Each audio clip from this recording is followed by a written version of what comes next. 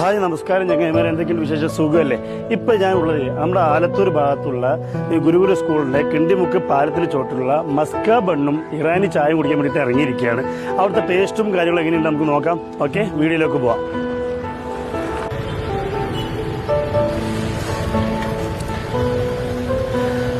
എൻ്റെ പൊന്നോ, വേറൊരു വൈബാട്ടോ, നല്ല ടേസ്റ്റാണ്, ഒന്നും പറയാനില്ല. അപ്പം ഞാൻ അവരോടൊന്ന് ചോദിച്ചു നോക്കി, ഇതെങ്ങനെയാണ് നിങ്ങൾ ചെയ്യുന്നത്, എങ്ങനെയാണ് ഇതിൻ്റെ സംഗതി എന്നൊക്കെ ഞാൻ ചോദിച്ചപ്പോൾ അവർ പറഞ്ഞു തന്നെടുത്ത് അവരുടെ വീട്ടിൽ തന്നെ അവരുണ്ടാക്കുന്ന ക്രീമും കാര്യങ്ങളൊക്കെയാണ്. അപ്പോൾ ആ മസ്ക ബണ്ണും ആ ഇറാനി ചായയും കൂടി ഒന്ന് കഴിച്ചു നോക്കിയപ്പോൾ വേറൊരു പക്കാ ടേസ്റ്റ്, വേറൊരു ലെവലാണത്. അത് പറഞ്ഞറിയിക്കേണ്ട സംഭവമല്ല, പോയി കഴിച്ചെന്നെ നോക്കാം.